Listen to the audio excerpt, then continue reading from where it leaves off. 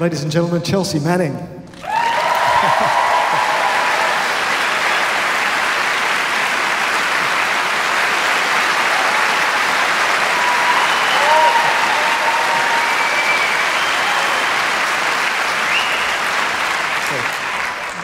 We haven't got all night. A convicted terrorist talking to a convicted spy. No wonder the authorities are worried. Chelsea, you've probably heard there's an issue over character. Are you of bad character? I mean, that's a matter of interpretation. Just to be clear, the question under the Act, the question of character, or someone is deemed to be of bad character if you've been convicted of a crime and spent more than convicted and sentenced to more than 12 months. And of course, the minister does have the discretion to override this, to allow people into the country regardless of that background. And I think everyone here would recognise that there is something fundamentally flawed in the fact that you haven't been allowed to come. So I endorse Edwina's comments a few moments ago. Edwina, Chelsea, I just wanted to begin by taking you back, because this is, I think, quite fundamental to where we are at the moment. And that's what it was in Bradley Manning's mind that made him feel that it was time to leak, but took him from being an intelligence analyst in the military, a soldier, into some things. I'm sorry. Please don't dead name me. No.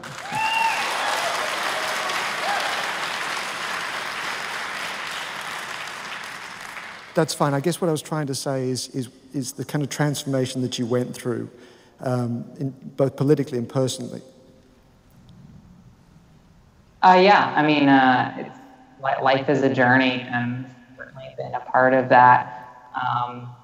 Like from childhood to growing up and going through many different transitional periods, living in the UK for a while, and being homeless, being in the military. I think all of these things, certainly add together in a cumulative effect for, making the experience that is my life. But in terms of what was going on in the field, when we spoke earlier, you were talking about how you saw a feedback loop that was ultimately destructive. I'm just wondering if you can talk us through the process that you went through as a military analyst, because obviously someone doesn't sign up you don't join the military, or very few people join the military intending to turn against it. What was it that flipped the switch in your mind? Well, it's a loaded question. So I think that, I enlisted in the military when I was, 19. So obviously very young and idealistic. I wanted to make a difference in the world. Also, I had just been homeless for about 6 months. So it was a sense of security, especially at a time whenever I'm, working odd jobs at my aunt's house. And being kind of genderqueer, not really knowing what's going on with my gender identity, and also, working 80 hours a week with, juggling 2 jobs and also going to college at the same time. And I got burnt out by all of these different things, and I wanted to make a difference in my life. And every day on national television was the surge, the so-called surge in Iraq.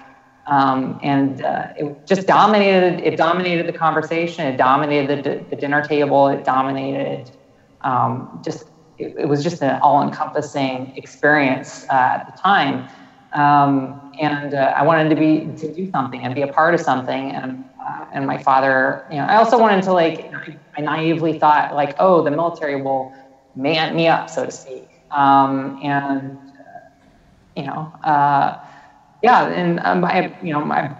brought, my skills in terms of math and analysis.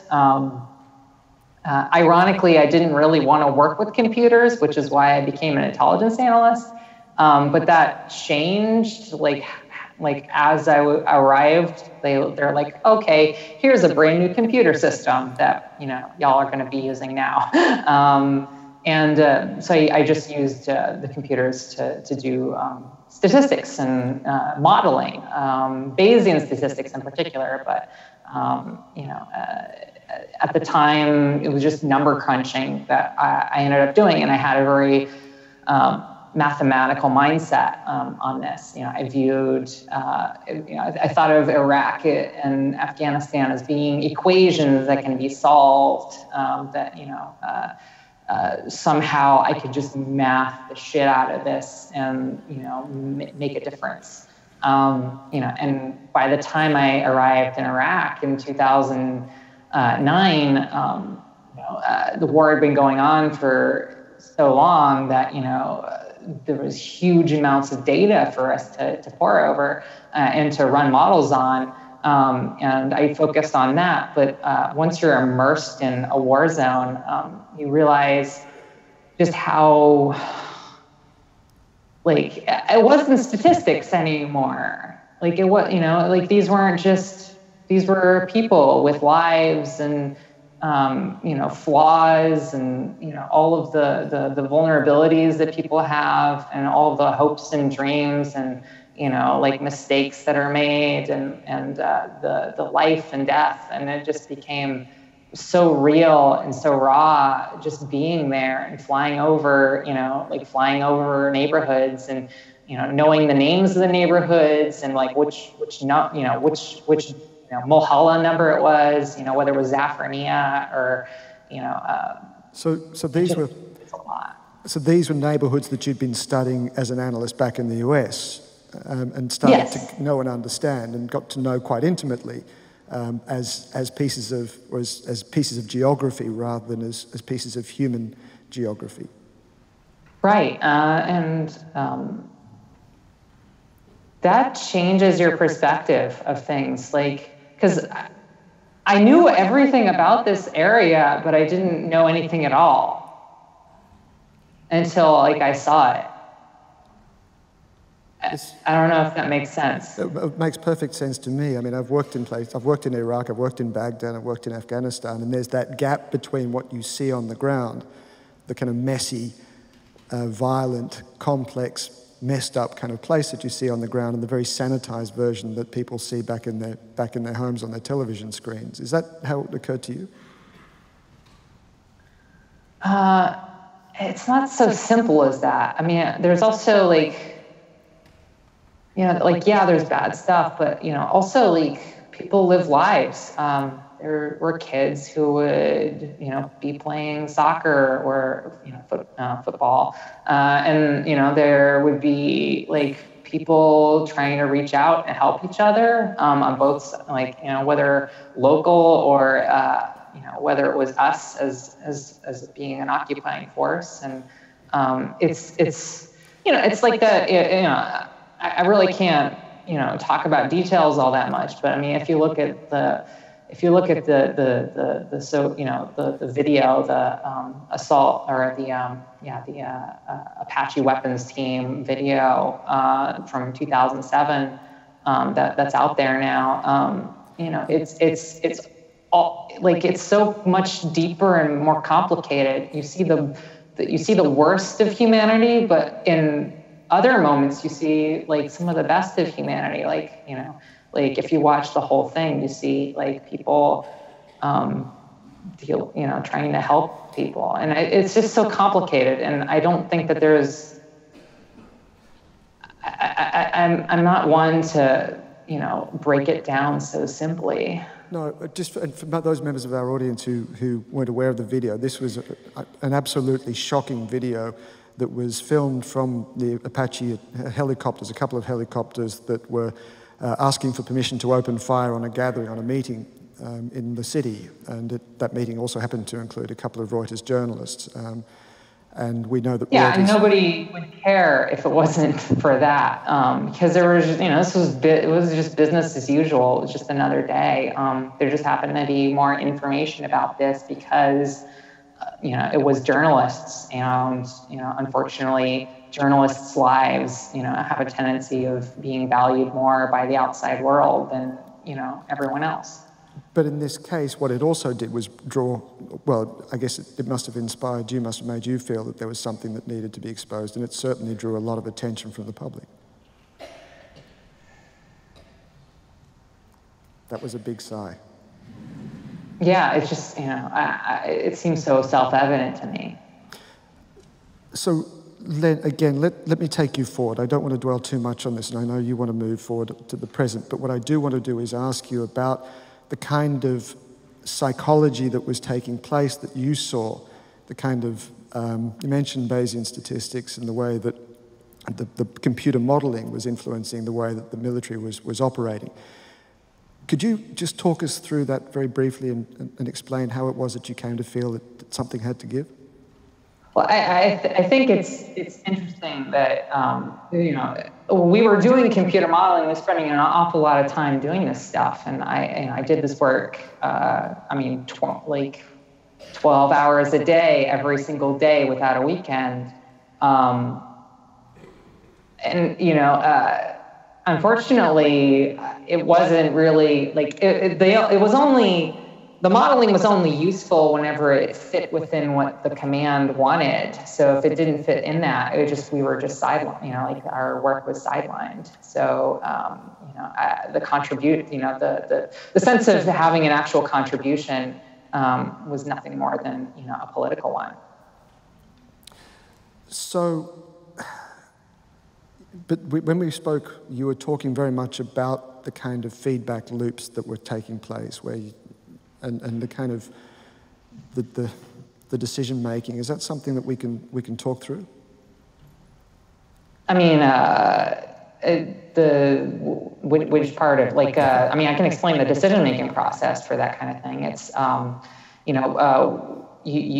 activity happens in a particular neighborhood, and this is the same thing with policing here in the U.S. Activity happens, so a lot of activity happens that gets reported. So reports are made, which leads to more U.S. or police, police presence in American policing systems. And I'm using policing systems as an example because many of the military things are classified, but they're very analogous to predictive policing methods. And what happens is you end up reporting more in neighborhoods in which you have more people, and therefore it starts to you start to develop hotspots in which there's a lot of activity because we keep sending people there, and it's very much a feedback loop that happens where we intensify our activities in a location, and the responses intensify and the reporting becomes more frequent. So it seems like the hotspot just gets hotter and hotter, and and you can see this, and you can model this, and you can play with the numbers to see this. But when you start to do that, again, the computer models are only helpful for decision makers when it fits within the decision that they want to make. We'll come to that a little bit more in a minute, but one of the things that you've said since coming out of prison is that the life that you see here reflects in a lot of ways the kind of life that you saw in prison. You mentioned what you've said is a world with surveillance and so on. Can you explain that? Right. It's quite clear. Here in the United States in particular, we live in a domestic military occupation. Many of our most vulnerable communities have, police with body armor and AR-15s, policing neighborhoods, usually people of color or immigrants. And, you see, you see surveillance cameras everywhere, both private and public. And you see, the intense, and what's happened is a mentality of we're going into a neighborhood and we're not policing it. We're, we're patrolling it. Has sort of infected, law enforcement, and then the relationship between law enforcement and the intelligence community and the military in recent years, with fusion centers, has blurred the lines to where the police is now a military and the military is very much a police force. And those lines just keep getting blurrier and blurrier. And if you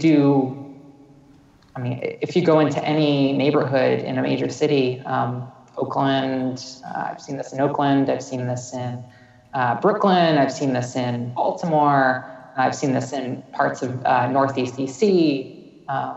You really start to see what's going on, and you'll see police cars that have their lights flashing for presence, and they just roll around neighborhoods with their lights flashing. But Chelsea, there are plenty of people who would say that we're living in a dangerous environment. The war on terror is going on. Terrorists themselves are becoming more sophisticated. Organized crime is becoming more sophisticated. Shouldn't the police be able to use all of the pieces of technology that they have to keep us safe? No, because it only gets used it keeps getting used for bad purposes, and it slides in this direction. So that makes me think that you can't trust government to be benevolent all the time. I think that there is this assumption, especially in a place like the United States, where there's been relative stability for a long period of time, at least domestically, where the assumption is that the institutions are functioning and they are benevolent and we will only do what they're supposed to do. But this just isn't the case. This is not how systems like this work. As you increase the amount of power and the amount of authority and dependence on authority becomes more and more intense, then you start to see more and more abuse, and the abuse tends towards authoritarianism, and the system eventually tends toward really bad things. And I certainly think in the United States it's not hyperbole to say that that we're very much in an ethnic cleansing right now. You look at Immigration and Customs Enforcement, you look at Customs and Border Patrol, and you see these very similar techniques in places that we consider dictatorships and authoritarian places. And it's this same tendency that we see, where we keep giving up more of these we keep giving things up, and they just take it, and it just keeps and it's just I always find it interesting that the government, the police state, if you will, the military, the intelligence community, and and police agencies in particular, they never ask for less. They always ask for more. You'll never hear a politician say, actually, we need less. We don't need this many police officers. We don't need this many, tanks and aircraft. This is not, it doesn't tend in that direction. It just keeps getting big. The United States has the largest and most expensive, military in the world, almost $700 billion a year. 2 years ago, it was only $550 billion a year. We have the largest prison population in the world by far. We have we have some of the most intense police presence in our cities of any country at all. And they're armed to the teeth in many instances. And it's one thing after another, but it's always more, and they're always going to be asking for more. And my position is that rather than give them more, we should stop that and strongly oppose that. And you can't just reform it anymore. That's my that's my thing. I want to come to how you challenge that in a minute, but I do want to ask again: at what point did you start to see the politics of this? What point did you start to see this as being a problem? Was it back in Iraq? Has it been since your release from prison? At what point did you start to understand the world in this kind of form? Well, I mean, my first introduction, but I wasn't really political, was being homeless for a while. But I would say that the passage of Proposition 8 in 2008, at the same time as Obama was elected. Proposition 8 was... Oh yeah, Proposition 8 was it was a referendum in the state of California that earlier that year there was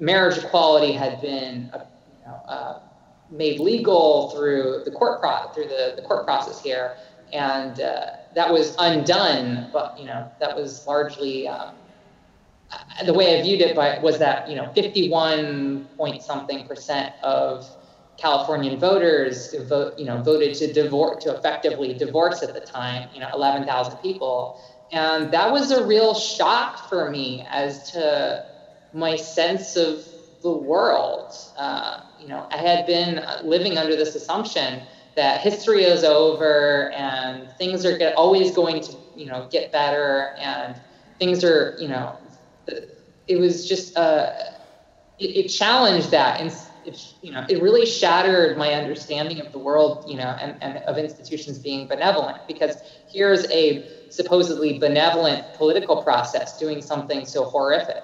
But there are two things that arise from that. First of all, that happened before you went to Iraq, before you joined the military. Yes. So you went into the military already questioning the role of authority. No, that happened while I was in my pre-deployment time. So that was I was doing domestic work at the time, mostly border stuff. Okay. It then also raises the question about how you respond to that, because what's happened since Proposition 8 is the Supreme Court in the United States has overturned Proposition 8, and marriage equality gay marriage is possible in California. What's wrong with those systems? Doesn't that show that the system actually works? Well, what does marriage equality do for queer kids on the street, like I was? What does it do for, because we have we have a astronomical number of queer and trans kids on the streets, and it's actually rising. It's not falling. Since marriage equality, since we've had a supposed queer and trans victory, like trans people in the military or whatever, when these things happen, it's only affecting a small portion of people, and it's not really getting, the issues that affect most queer and trans people that I know are systemic.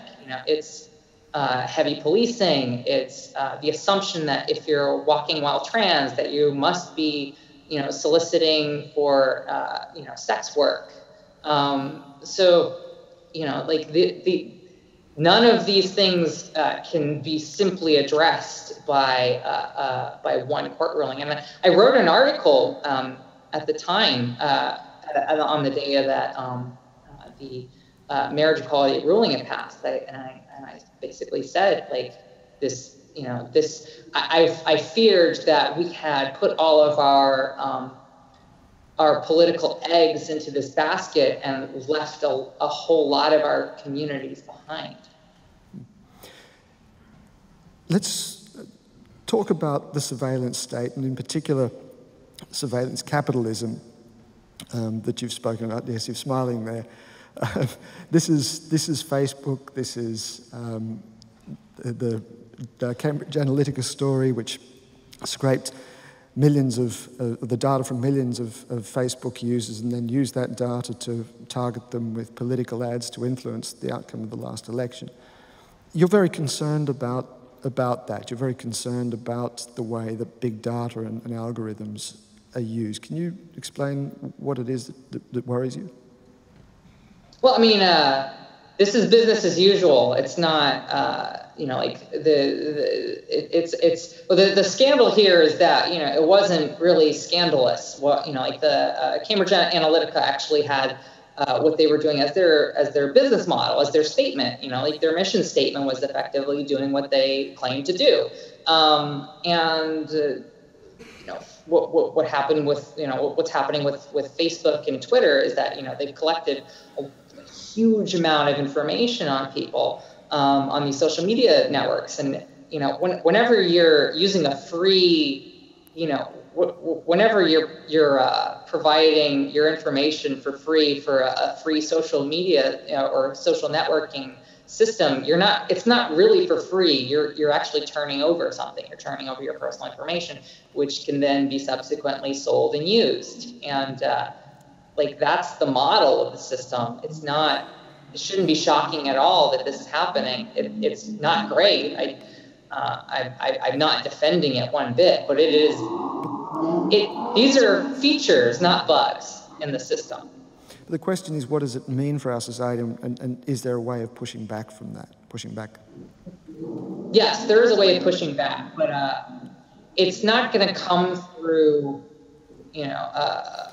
legislation or court rulings or anything like that. I think that there's an expectation that, because it's not an awareness issue. People are aware of this issue. This isn't an education issue about we need to educate people on government surveillance or corporate surveillance or the abuse of large amounts of, personal information.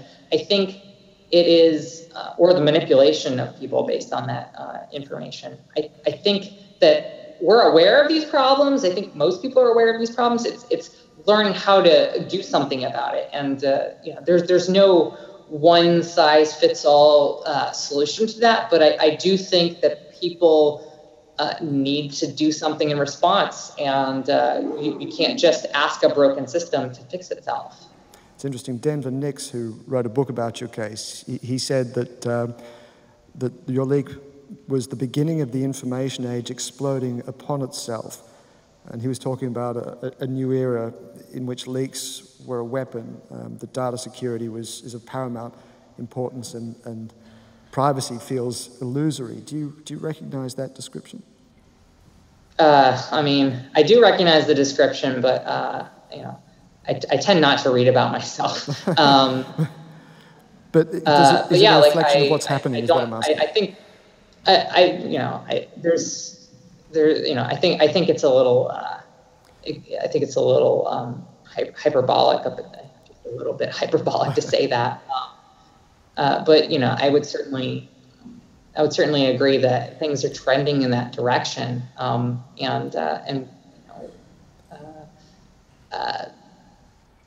we are in a new era, and this is probably the most fundamentally shocking advancement since the printing press. As disruptive as the printing press? Even more so.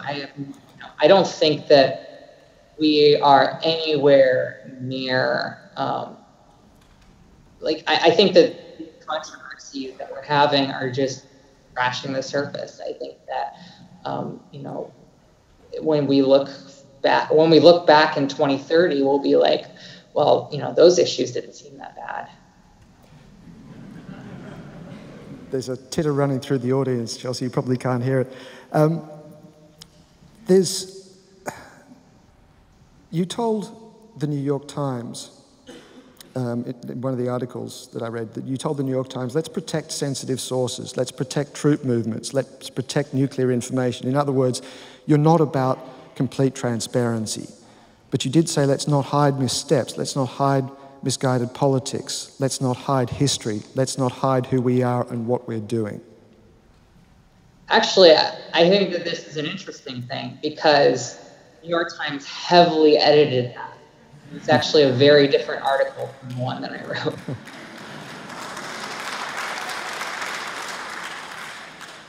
What would you have said? What did you want to say? I wanted to say that personal information was valuable and should be protected, and that most things that happen, my sense of government, secrets and information that's collected is that it always slides towards being more secretive, and it starts off with, well, it's just for sources and methods, and it's just for this, and it's just for that, but it rapidly slides to where everything is secret. And I just look at what's happening here in the U.S., where huge amounts of domestic policy now, whether it's the use of stingray technology or the use of informants in investigations by the DEA and by other law enforcement, ICE in particular. These are now, every one of these minor policing actions is now viewed through the lens of national security, and it just constantly keeps getting bigger. That list of things that you rattled off just gets longer and longer and longer. But again, let me put to you what the critics are saying, and that is that we live in a time of extreme threat. The war on terror is an ongoing conflict, and in that war on terror, we need to take these kinds of measures to keep us safe. Well, I mean, whenever I think about the war on terror, I usually view it from the perspective of everyone else, which is that we're largely being terrorized by our own states, and you just see it where now look at the security theater as you go throughout the airport. I can't tell what's going on there. I think I got some static. That wasn't static. That was applause. Oh, okay, I got it. But yeah, you look at the security theater in the airport, for instance, and you look at, having, people in soldier outfits, everywhere. This is not necessarily, this is a vastly disproportionate response to to these supposed things. These are largely an excuse, I would say, for bolstering and reinforcing an already exploding police, military, and intelligence apparatus. And it's very profitable. You make a lot of money off this stuff. And at one point in life, I wanted to make money off of it as a contractor. So. Yeah, and I'll probably betray my own politics here, but I also think that what happened to us in Egypt was a part of that war on terror, where national security is being used as a way of silencing critics.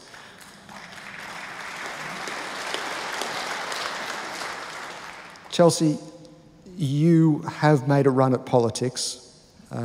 You wanted to, or you tried to go for pre-selection for a Senate seat earlier this year, but you lost. Is your political career over? No, I'm more of I'm more of an activist and not necessarily a politician. So I view most of the work that I do through that lens. While I did run for Senate, the goal, and actually, I had this long sit-down meeting with all of the staff that we had when we started, whenever it kind of broke and became a much bigger news story than we actually expected it to be. And we got together and we decided, okay, we have a lot of news attention, we have all these things, which direction do we go in? We're at a crossroads here. Do we do we try to get elected, or and do all of the things the focus groups and trying to fit within this criteria of what a voter, what this particular type of voter might be interested in? Or do we want to stick to our principles and have an actual platform that we believe in? And we chose the latter. And let me just run through some of the policies, some of the things that were on your platform. You said close prisons and free inmates. Yes, start shutting them down. Eliminate national borders. Restructure. I mean, like, I didn't say eliminate them, but certainly dramatically decrease the amount of policing that happens at them, where you're building border walls and guard towers, and there's huge amounts of regulations that you encounter, and I always like, I get nervous when I'm crossing over borders, and I know a lot of people who don't have the history that I have that feel the same way. You wanted to restructure the criminal justice system, provide universal health care. No. I mean, restructure is probably a tame word for it. Oh, okay. What would it be? What's the word you would use? I mean, the time for reform was like 40 years ago. Like, we can't reform anymore. It's a big manifesto, and I guess that fits the title of today's session. Chelsea Manning wants to change the world. Yeah, it's a bit hyperbolic. I wouldn't have that. That was y'all. Chelsea, I'm going to ask one more question before we go to audience questions, and that is, look, in a lot of ways, you've become a kind of ink blot test for people. The people on the left see you as something of a hero, almost as a secular martyr, I think, as someone put it, as someone who stands up for openness and transparency, for transgender rights, for prison reform, and so on. And on the right, you're seen as a traitor, as someone who betrayed your own country. I know the truth is always going to be far more complex than that. Where do you fit into that spectrum? I mean, what I've encountered is not that at all. I think what's going on here is that, you have large numbers of people who don't have any say and don't have any power and they're sort of the lesser classes of people versus people in positions of authority and positions of power. You don't hear these things coming out of the average person on the street. And I walk the streets largely unmolested. And I just have to deal with people running up and asking me for selfies. It's not what I think. Like people like the CIA director and the Secretary of State and the president want. So I think that it's a divergence between people in power and people not in power is where this lies, not necessarily left versus right.